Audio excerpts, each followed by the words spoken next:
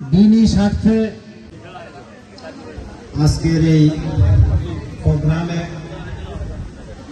বিশেষ অতিথিবৃন্দ ধন্যবাদ জানাই, আহলান সাহলান জানাই। আল্লাহ তাআলা যেন আপনাদের এই মাদ্রাসার সাথে মৌত পর্যন্ত যেন সম্পৃক্ত রাখেন, এই আশা আল্লাহ তাআলার কাছে কবুল করবেন। প্রিয় এলাকাবাসী, অত্র এলাকায় কোনো প্রতিষ্ঠান ছিল না। 2011 সালে আমাদের দাওয়াতি মেহমানরা যেন সুন্দরভাবে সুশৃঙ্খলভাবে আমাদের প্যান্ডেলের নিচে আসতে পারে, এজন্য তাদের জন্য দোয়া হয়েছে। যারা আসছে আমি তাদেরকে ধন্যবাদ জানাই।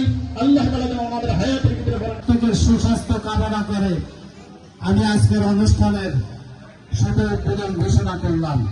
আসসালামু আলাইকুম ওয়া রাহমাতুল্লাহি ওয়া বারাকাতুহু।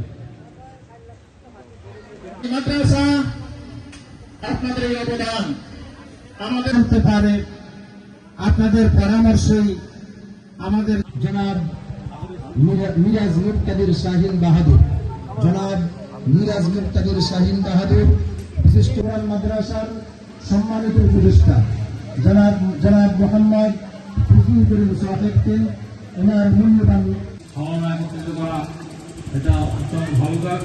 কিন্তু আসলে মূল উদ্দেশ্য যেটা, কোরআনের আলোকে সমাজ গড়া, রাষ্ট্র গড়া, আমার এই করতে গেলেই আমাদেরকে কোরআনের অধ্যয়ন করতে হবে, শিখতে হবে, জানতে হবে।